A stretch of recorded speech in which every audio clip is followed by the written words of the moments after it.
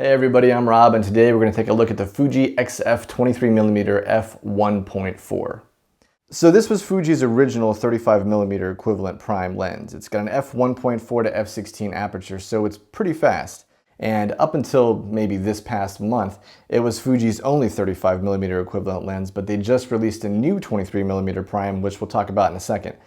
So a lot of people, when they look at the Fuji 23mm 1.4, they think, man, that is a big lens. In prime standards on the Fuji system, it kind of is a big lens.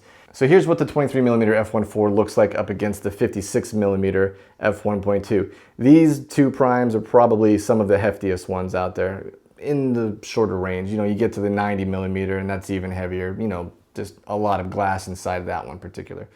Comparatively, when you put the 23mm next to the 18mm, you can see that there's quite a big difference in size.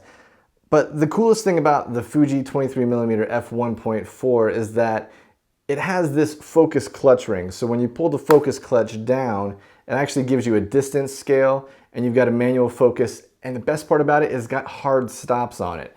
From one end to the other, you can actually feel the hard stops. Now, it's still an electronically focusing lens, but it's one of the only prime lenses that I know that's out there that actually has a nice hard stop to it. Fuji also did this with their 14mm prime, and they also did this with their 16mm prime, but it must have been sort of a pet project because this is the only other lens besides those two that did that.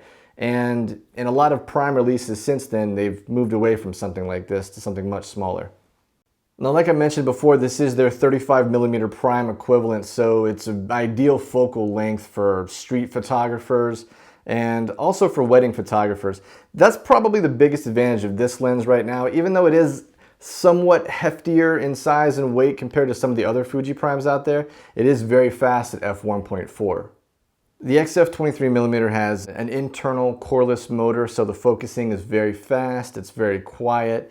It doesn't hunt around like the 35mm 1.4 and the 18mm f2 did before it.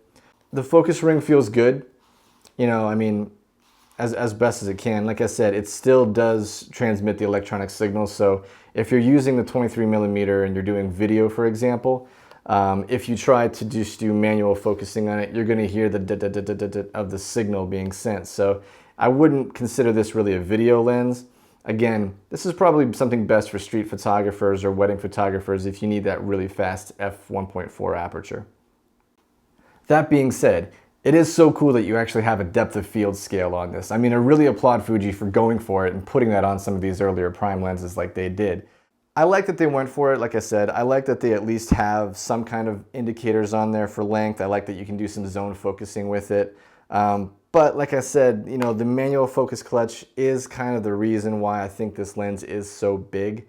You know, the glass itself, 1.4 aperture, we've seen that the 35mm 1.4 is actually a little bit smaller than this guy is even. So, you know, it would have been nice if they could have gotten this in a smaller package. But that's kind of what they did with the 23mm f2 that they just released, so we have that now.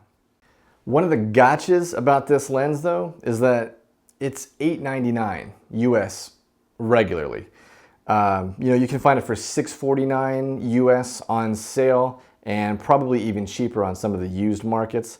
But, you know, the 23mm f2 just came out, and I think that thing's less than $500 now. So you kind of have to weigh your options when it comes to the 35mm focal length on the Fuji system.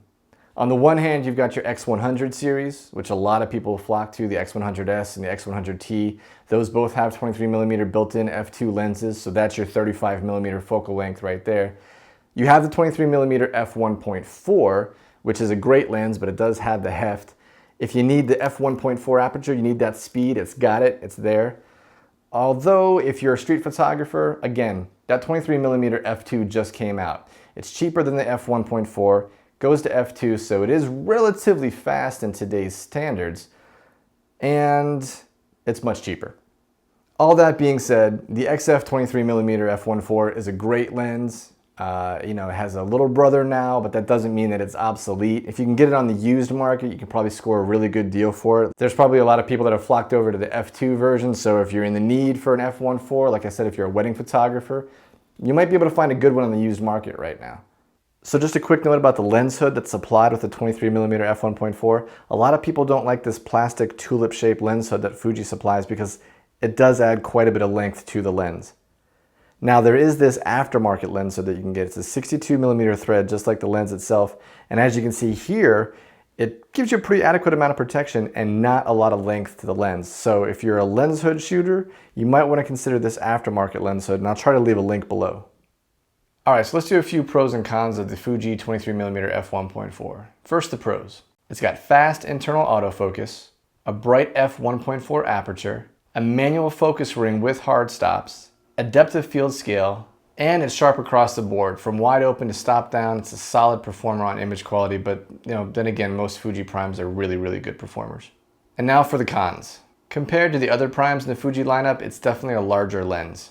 At $899 US, it's tough to justify the expense, especially when the new 23mm f2 is only $449 US. And unfortunately, it is not weather sealed. So that's a quick look at the XF 23mm from Fuji. This is the f1.4 version again. If you like it, but you want something smaller, you can look at the f2 version, or if you want the all-in-one solution, you can look at one of the X100 cameras that they have, X100S, X100T. All of those are going to be your 35mm focal length. So if that's what you shoot, these are what you want. Alright, so that pretty much wraps up this quick look. If you have any questions or comments, go ahead and leave them down below. And this is a relatively new channel, so I'll be talking about film photography, digital photography, printers, photo books, all kinds of great stuff. So be sure to subscribe, and I'll see you in the next one.